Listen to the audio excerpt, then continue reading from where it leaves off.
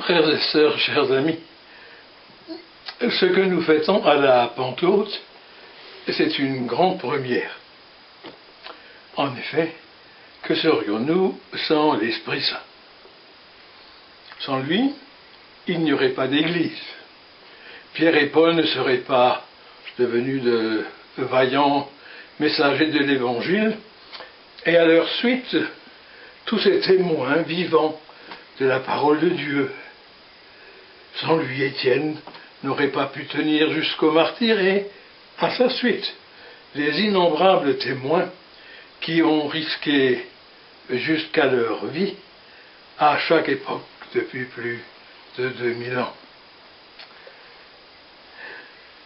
La Pentecôte est une naissance, une mise au monde d'un peuple destiné à croître par la force créatrice de l'Esprit.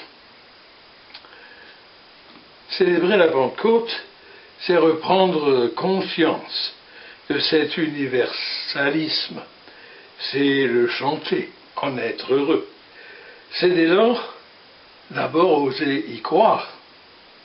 Une bonne nouvelle à offrir à tout homme. Aujourd'hui, y croyons-nous vraiment? Le feu de l'amour de Dieu pour embraser toute la terre et guérir les derniers replis de nos cœurs, y croyons-nous vraiment?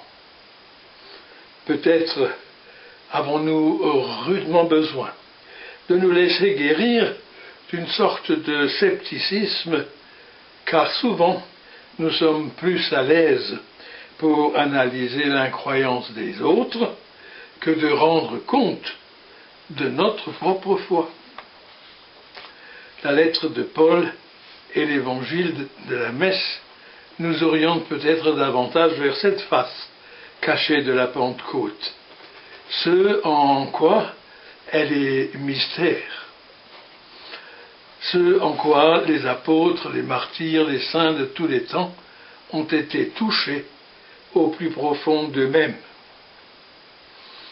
Elle est lente, l'œuvre de l'Esprit à notre propre chair, et elle restera toujours une grâce, une vie nouvelle à accueillir.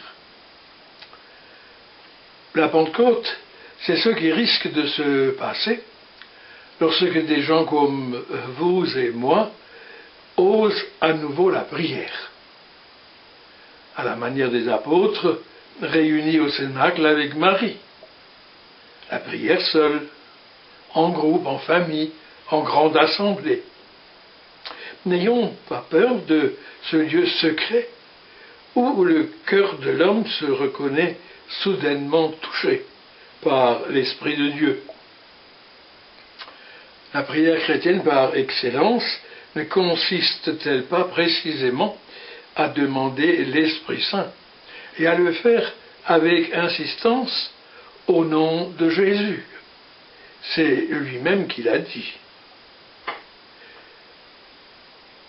La Pentecôte, c'est ce qui se passe lorsque des gens comme vous et moi se laissent éveiller par l'Esprit à ceux qu'ils sont vraiment, enfants du même Père, frères et sœurs entre eux. Tous ceux qui se laissent conduire par l'Esprit de Dieu, ceux-là sont fils et filles de Dieu. Enfants de Dieu, nous le sommes. Nous n'avons pas à conquérir ce statut. L'Esprit de Dieu nous le révèle. C'est quand même merveilleux. Laissons-nous pleinement habiter par l'Esprit et nous aurons la force de vivre conformément à ce que nous sommes. Mais laissez monter en nous cette vie de fils et de filles, de frères et de sœurs. Essayez de vivre les mêmes sentiments que Jésus. Quelle brûlure, quel combat à jamais terminé. Surtout, quelle grâce, toujours nouvelle à accueillir jusqu'à la fin de nos jours. Oui, la Pentecôte, c'est ce qui se passe quand des gens comme vous et moi veulent garder dans la mémoire de leur cœur les paroles de Jésus et accueillir ainsi l'esprit de vérité. Au creux de nos expériences de vie, l'esprit nous révèle le sens souvent caché et profondément libérateur des paroles de Jésus.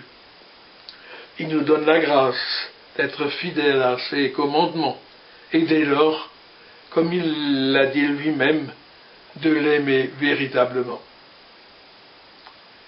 La Pentecôte se réalise quand, guidés par l'Esprit, nous faisons un petit bout d'expérience de Jésus, Christ vivant. Mais un petit bout d'expérience tellement vraie, tellement profonde, transformante, que nous ne pouvons plus nous imaginer que l'on puisse garder cette bonne nouvelle pour soi. Prier, vivre de la certitude d'être fils et filles de Dieu, frères et sœurs, garder précieusement pour en vivre la parole du Christ, vouloir partager cette expérience, c'est cela la Pentecôte aujourd'hui. Amen.